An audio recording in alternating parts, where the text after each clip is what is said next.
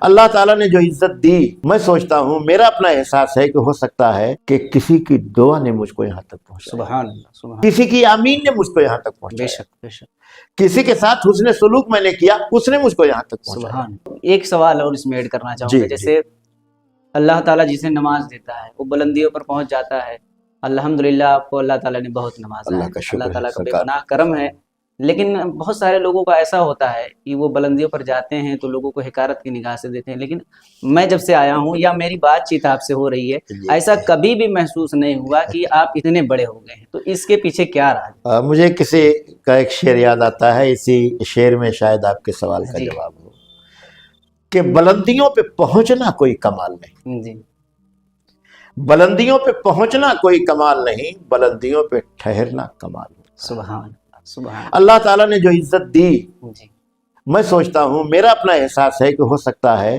جی، کہ کسی کی دعا نے مجھ کو یہاں تک پہنچایا، سبحان اللہ، سبحان، کسی کی آمین نے مجھ کو یہاں تک بے پہنچایا، شک بے شک، کسی کے ساتھ حسن سلوک میں نے کیا، اس نے مجھ کو یہاں تک پہنچایا، سبحان اللہ، کسی کے شعر کی اصلاح کر دی میں نے، اس نے مجھ کو یہاں تک پہنچایا۔ اگر یہ تھنکنگ ہے آپ کے اندر، جی یہ احساس ہے، تو کبھی اپنے پیچھے والوں کو آپ کمزور نہیں سمجھیں گے۔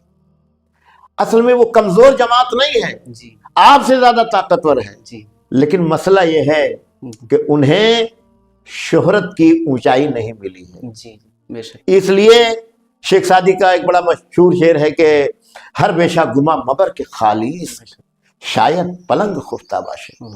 ہر جنگل کے بارے میں مت سوچو کہ وہ خالی ہے، جی ہو سکتا ہے شیر کسی گوشے میں سو رہا ہو۔ جی، اس لیے ہمیشہ جو زمین پہ نگاہ رکھتا ہے وہ کامیاب رہتا ہے، جی اور جو آپ کے دعا کرنے والے ہیں، آپ کے چاہنے والے ہیں، آپ کے فالوورز ہیں، ان کی دعائیں آپ کے ساتھ شامل ہو جاتی ہیں۔ اس لیے میں ہمیشہ جی، کسی کی خدمت کرنے کے بعد مجھے خوشی محسوس ہوتی ہے۔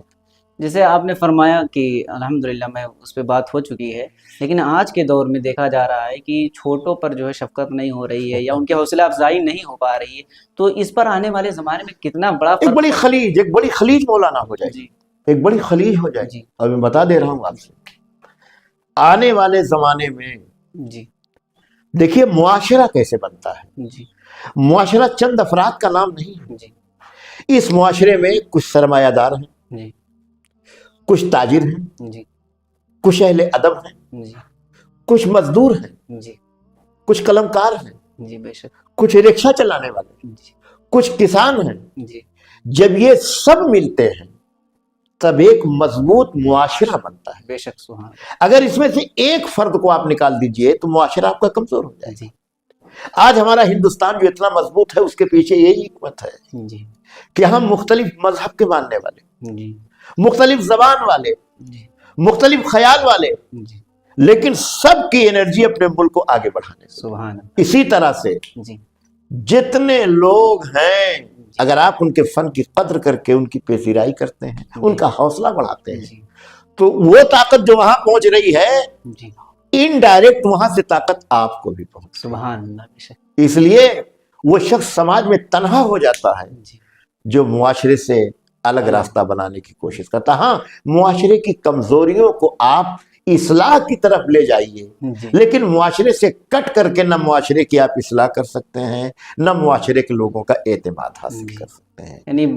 کہنے کا مقصد یہی ہے کہ جو ہمارے جو چھوٹے لوگ آ رہے ہیں جی جی، ان کو بڑھاوا دیا جائے تاکہ وہ بھی آگے چل کے وہی تو ہمیں آگے بڑھائیں گے۔ آگے بڑھائیں گے۔ آنے والی نسلیں جو ہیں ہماری، یہی تو جو ہمارے پیچھے ہیں، یہی آ کر آگے چل کر کے ہمارا مستقبل بنے گا۔ بے شک، سبحان، تو اگر ان کو ہم نظر انداز کر دیں گے تو پھر ہمارے چاہنے والوں کی تعداد گھٹ جائے گی۔ اس لیے یہ اگر مضبوط ہے تو آگے چل کر کے ان کے قلم سے، ان کی زبان سے ان کے اگلوں کی تعریف ہوتی رہے گی، اور اگلوں کے فن کی قدر ہوگی، اور یہی اپنے اگلوں کو زندہ رکھتے ہیں۔ اس لیے ان سے کبھی بھی الگ نہیں رہا جا سکتا ہے۔